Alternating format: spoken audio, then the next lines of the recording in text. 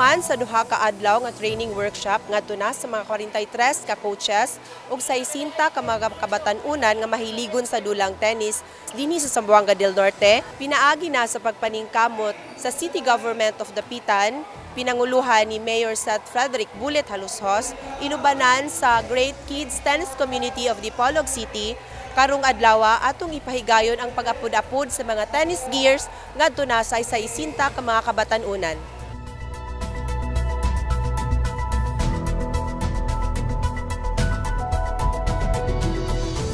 Ulahan ang mga 60 ka kabatan-unan nga nagpangidaron og 5 ka tuig pataas nga naay kadasig og interes sa duwang tennis dinhi sa probinsya sa Zamboanga del Norte kaniadtong ika-19 sa Nobyembre sa Barangay Bagting Covered Court ning Dakbayan sa Dapitan. Ipahigayon ang pagpang-apod-apod sa nagkalain-laing tennis gear ngadto kanila. Kini gumika na sa pagsuporta sa City Government of Dapitan sa pagpangulo ni Mayor Seth Frederick Halushos nga mapahigayon ang gift-giving project ni Coach Roland Crot, Philippine tennis coach nga nagumikan pa sa Kauluhang, Maynila. Gikalipay og dako ni Mayor Bullet Halushos nga napili karong tuiga ni Coach Crot nga dinhi ipahigayon ang iyang tinuig nga gift-giving. Diin, 5 na katuig kini niyang gipasiugda duyog sa pagsaulog sa iyang adlaw nga natawhan. Matud pa ni Coach Crot, kini usa lamang kapamaagi aron mapabati niya ang pagpadasig ngadto na sa mga kabatan-unan sa tibuok Pilipinas aron maningkamot nga magmalampuson og ipadayon ang ilang paghigugma sa duwang tennis. Yun, kilala ko na yung grupo from here, from Zamboanga del Norte. Years back pa, before the pandemic. And then yun, sabi ko one of these times na bibisita ako to do my birthday camp. So madali naman kausap, di ba? Tinawagan ko lang si Doc Ian. And then yun, na-arrange na dito sa Dapitan right away without hindi na nagdalawang isip. Tapos meron pang coaches workshop. So talagang this is the only time na may coaches workshop and free tennis clinic in one. Practice lang, di ba? I hope na ma-inspire kayo yung pagbisita ko and the other coaches and players ko.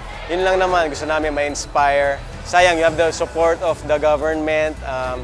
And sana nga, sabi ko nga, padala mo ako dito kahit once in 3 months, ganyan, tuloy-tuloy natin yung training, di ba? I'd be more than willing na gawin yun para sa mga bata. And very supportive yung family of the mayor, very supportive sa tennis. So hopefully nga, ma-meet ko and hopefully ma-continue yung program. Hindi lang one time na visit, sana yung continuous talaga.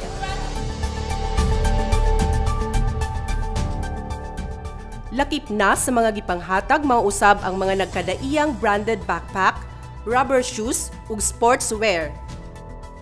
Miduyog usab sa naasoy nga gift-giving, mao sila ni Dr. Ayan Bandala, Head Coach of Great Kids Community of Dipolog, nga mauusab ang mipahigayon sa 2-day workshop ngadto na sa mga coaches ug mga kabatan-unan. Great Kids Tennis Community, grupo ni siya sa mga tennis enthusiasts. No?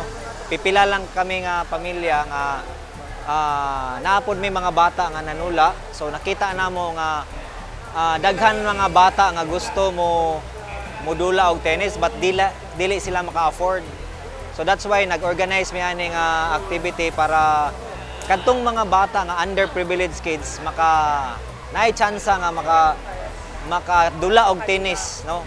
Kaya ang among purpose mo ani isip mga tennis enthusiasts nga mudaghan ang mga bata nga modula og tennis kay sa among nakita kami mga tigulang nami dapat naay mununod sa among lingaw. Nya nakita sa namo sa mga bata karon nga ang mga gadgets, mga computers, no, sige lang naa sa kwarto, makadungog patangan ay mga bata nga nagsakit tungod sa inana, no. So mas maayo nga i-involve nato sila into sports. Dugang pa ni Coach Bandala, nagikalipay nila og dako tungod kay ang pangagamhanang lokal sa Dapitan ana ang suporta sa mga kabatan-unan ug aduna usab plano nga mapalambo kining maong sports clinic dinhi ning Dakbayan. Miabaga usab sa maong pagpanghatag mao sila si Coach John Ray Moreno, Coach Raymond Padigos ug duha ka mga tennis athletes nga nagumikan pa sa Kauluhang, Maynila nga sila si Jaira Sewani ug Quinto Poblador.